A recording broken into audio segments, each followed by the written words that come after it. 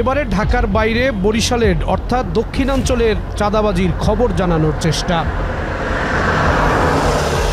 বরিশাল থেকে রাজধানীর ঢাকায় পণ্যবাহী পরিবহন কিংবা যাত্রীবাহী দূরপাল্লার বাস পদ্মা সেতু চালুর পর যাতায়াত বেড়েছে।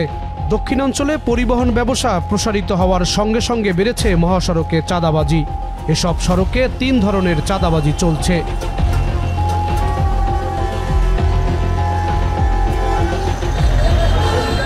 বাস টার্মিনালে পরিবহন নেতারা, পুলিশ ও রাজনৈতিক দলের কর্মীরা এসব চাঁদাবাজি করে থাকে।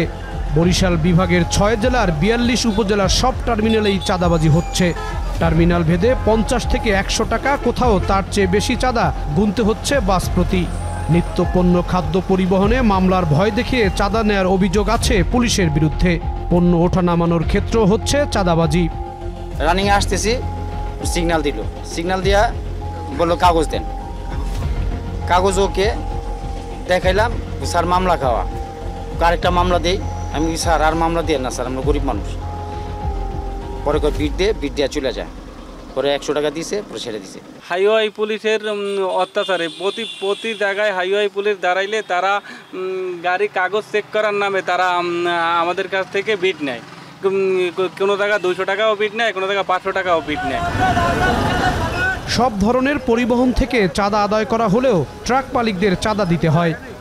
একই জেলাতে যদি 5টি পয়েন্ট হয়, 5টি পয়েন্টে 200 টাকা করে 1000 টাকা চাঁদা দিতে হয়। বরিশাল থেকে যদি আমি ঢাকায় পাঠাই তাহলে মনে করেন যে আমার টর্কিতে দিতে হবে। বরিশাল থেকে আমি গাড়ি লোড করতে স্বরূপকাঠি পাঠালে বানুড়িপাড়ায় দিতে হবে, স্বরূপকাঠিতে দিতে হবে। আমি পাঠাবো খুলনাতে, সেখানে আমার দিতে হবে রাজাপুরে, দিতে হবে মঠবাড়িতে, দিতে হবে ভান্ডারিতে, দিতে হবে মনে করেন পিরিজপুরে। বরিশাল নথুল্লাবাদ বাস টার্মিনালের সাধারণ সম্পাদক চাঁদাবাজির কথা অস্বীকার করেন।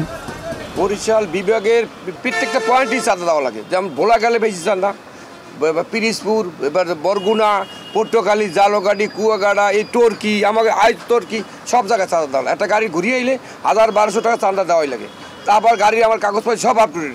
এবার পুলিশের থামাইলে বকশিস দিতে হবে, চাঁদা না হয়রানিমূলক। নতুল্লাবাদ বরিশাল এই জায়গায় গেল 5 আগস্ট 2024-এর পর হইতে কোনো চাঁদাবাজি হয় না। বাস মালিক গ্রুপ কোনো চাঁদাবাজি করে না।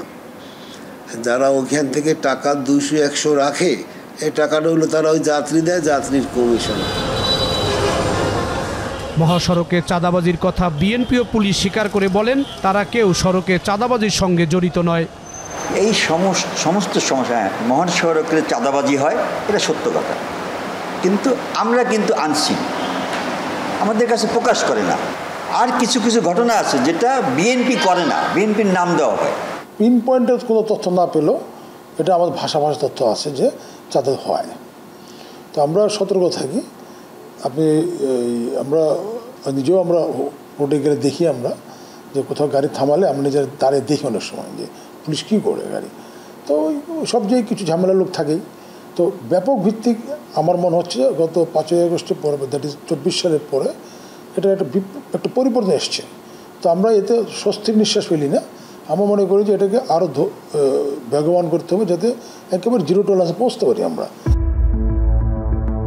1 বছর ধরে দায়িত্ব পালন করা শ্রমিক নেতারা বলেন, সড়কে এখন কোনো চাঁদাবাজি নেই, তবে কিছু খরচ নেওয়া হয়। পরিবহন চাঁদাবাজির দায় নিতে চান না শ্রমিক নেতারা। অ্যাসোসিয়েশনের নামে কেউ কোনো চাঁদা নিতে পারবে না, বন্ধ। পরবর্তীতে স্থিতিশীল হলে পরে আমরা যখন মনে করব সরকারের সাথে আলোচনা করে আমরা আমাদের চাঁদা কিন্তু ওই 1000-1000-100 টাকা, মানে 20 টাকা 10 টাকা আমাদের অফিস খরচা এবং অনারিয়াম ইত্যাদি এবং এই সমস্ত পরিবহনের মালিকদের কাজে এবং প্রচার প্রচারের কাজে অ্যাক্টিভিটি, এর বেশি না। আর এর বাইরে যদি কেউ জড়িত হয়, এটাই অনৈতিক।